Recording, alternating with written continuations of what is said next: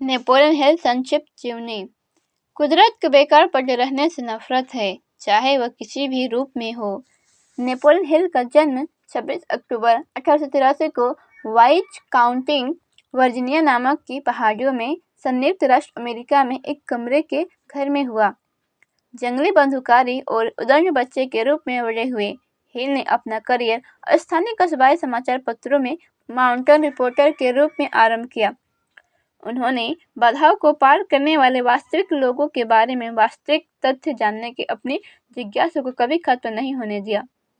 उनके आरंभिक जीवन के इसी पेशे से उन्हें उन 500 लोगों का साक्षात्कार लेने के दौरान सीखने को मिला जिनकी सफलता के दर्शन को उन्होंने इस पुस्तक में सुसंगत तरीके से प्रस्तुत किया है।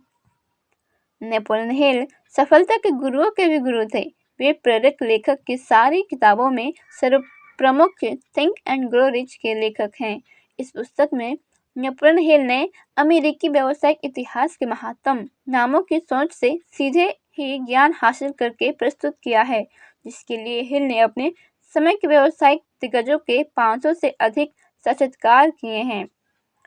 खाली जेब आए स्कॉटलैंड प्रवासी का बेटा स्टील दिग्गज एंड्रयू कार्नेगी सन 1808 में न्यूयॉर्क सिटी मैनसन के पुस्तकालय में अपने कक्षा 124 में खड़ा था। उसने अपनी जेब से सुनहरे घड़ी निकाली और युवा नेपोलियन हिल को एक चुनौती दी।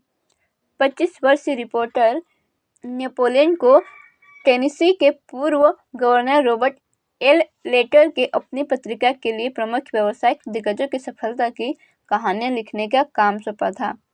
नेपोलियन ने शुरुआत कार्नेगी से ही की थी। स्टील जगत का यह दिग्गज अब यह हिल के साथ 3 दिन और 3 रात बिता चुका था। कार्नेगी को हिल में कुछ बात पसंद आई। हिल में कहीं न कहीं उसे कुछ अपनी ही झलक दिखाई। अब वो स्वयं ही नेपोलियन हिल से प्रश्न करने लगा था। व्यवसाय जगत की उस समय की हस्तियों में के विचारों और तरीकों को सरल दर्शन के रूप में संकलित करने में क्या नेपोलियन हिल को दिलचस्पी होगी, वह भी बिना किसी भुगतान के? नेपोलियन हिल ने उत्तर देने में 29 सेकंड लगाए। ठीक है, कार्नेगी ने अपने घड़ी पर से निगाह हटाते हुए कहा, मैं तुम्हें सिर्फ 8 सेकंड देने के बारे में विचार कर रहा था। शायद यही वो घटना थी जिसने हिल की उस धारणा को मजबूत कर दिया कि सफल लोग निर्णय लेते तो जल्दी है, लेकिन उन्हें बदलने में समय लगाते हैं। असफल लोग निर्णय लेने में देर लगाते हैं और अक्सर उन्हें जल्दी बदल देते हैं। नेपोलियन हिल राष्ट्रपति फ्रैंकलिन डिलेनो रूजवेल्ट के सलाहकार बने। बाद में उन्होंने हमें डर के अलावा और किसी चीज का डर नहीं है और फ्रैंकलिन के कई मशहूर फायरसाइड चैट लेखन का श्रेय हासिल किया। उनका जिंदगी का सफर आसान नहीं बल्कि मुश्किलों से भरा रहा। उनके कई कारोबार दिवालिया हो गए, नौकरियां छूटती रही, उन पर धोखाधड़ी का झूठा आरोप लगाकर उन्हें जेल में डाल दिया गया। उनके 2 बेटे में एक के कान जन्म से ही नहीं थे। अपने काम के सिलसिले में हिल अपने परिवार से इतने दूर रहे कि उनके एक बच्चे को उनके परिवार के किसी अन्य सदस्य ने गोद ले लिया। उनका जीवन इतनी बड़ी बड़ी असफलताओं से भरा रहा कि अपने उम्र के 50वें वर्ष में उन्हें इस बात का अचंभा हुआ कि एक पूरा दशक बिना किसी विपरीत के कैसे बीत गया। हालांकि हिल दुखी रहे, लेकिन कभी टूटे नहीं, न कभी अपने निश्चित प्रमुख लक्ष्य से विचलित हुए। उन्हें दुनिया भर के करोड़ों लोगों को यह सिखाना था कि भाग्य भी बदला जा सकता है और असफलताओं का भी सही इस्तेमाल किया जा सकता है। इसका प्रत्यक्ष अनुभव उन्हें और किस प्रकार से हो सकता था। सफलता को किसी स्पष्टीकरण की आवश्यकता नहीं होती और सफलता का कोई बहाना नहीं होना चाहिए। ये सब वे प्रत्यक्ष अनुभव से गुजरने के बाद ही तो कह रहे थे। यह उनकी कहानियों में से है जो खराब लग रही थी, लेकिन बाद में अच्छी कहानियां बन गई। जब उनकी उम्र बहुत कम थी तभी उनकी मां का देहांत हो गया था।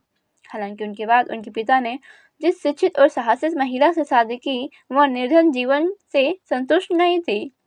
हिल की सौतेली मां ने पारिवारिक दुकान और फर्म का काम संभाला। हिल के पिता को 40 की उम्र में डेंटल स्कूल भेजा और हिल को वह आधार दिया जिसके बल पर वह वर्जीनिया के पर्वत पर चढ़ाई कर सका। उन्होंने हिल के अंदर इस बात का विश्वास पैदा किया कि जो मन में ठाना जाता है उसे हासिल भी किया जा सकता है। कल के असाधारण व्यक्ति को प्रेरित करने वाले विचारों के गुण आज दुर्लभ है और तुरंत फल एवं लालच के आज के युग में उनका सर्वाधिक स्वागत होगा। इन अवधारणाओं में भुगतान के अधिक काम करने, सहज आध्यात्मिक शक्तियों का संकोचहीन इस्तेमाल, उद्देश्य की निश्चितता के सिद्धांत के पीछे बड़े विचारों को साहसपूर्वक ग्रहण करने का विचार और मस्तिष्क के चुंबकीय गुणों पर विश्वास करने के सैद्धांतिक रूप से गलत विचार थे। हिल ने आस्था के रूप में जाने जाने वाले मस्तिष्क की अवस्था को प्रोत्साहित किया और कहा कि यह मस्तिष्क को संदेह तथा टाल मटोल करने जैसे नकारात्मक लक्षणों से मुक्त करती है। संदेह युक्त मस्तिष्क रचनाशील नहीं होता। उन्होंने कहा था और साथ ही यह भी कहा था कि सहिष्णुता अपना कर्तव्य भले ही न हो, लेकिन यह आपका विशेषाधिकार अवश्य है। यहाँ तक कि सर्वोत्तम मस्तिष्कों के विचार भी सफलता की चमत्कारी सीढ़ियाँ है। उदाहरण स्वरूप हिल हमें बताते हैं कि असहिष्णुता हमारे सामने और शरीर के द्वार हजारों तरीके से बंद कर देती है और बुद्धि की रोशनी को बुझा देती है।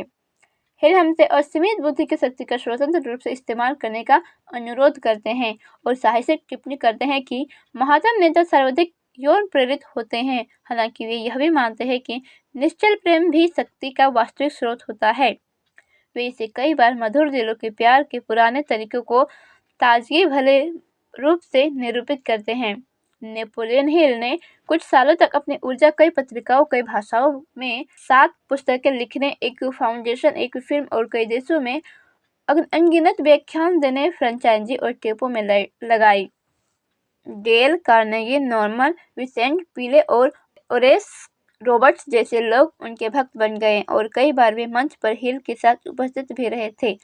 W Clement Stone, Zig Ziglar, Tony Robbins और अन्य कई लोगों ने माना कि वे महानतम सफलता विशेषज्ञ हिल के बहुत ऋणी हैं। शुरुआत करते समय नेपोलियन हिल के पास कुछ भी नहीं था। उन्होंने सफलता को साकार करने वालों से सफलता के रहस्य सीखने की कुछ शक्तियाँ की और कुछ को खोया भी। भाग्य भी आता जाता रहता था। अंत में 87 की उम्र में 8 नवंबर 1970 को परिपूर्ण मनुष्य के रूप में उनकी मृत्यु हुई। उनकी कब्र पर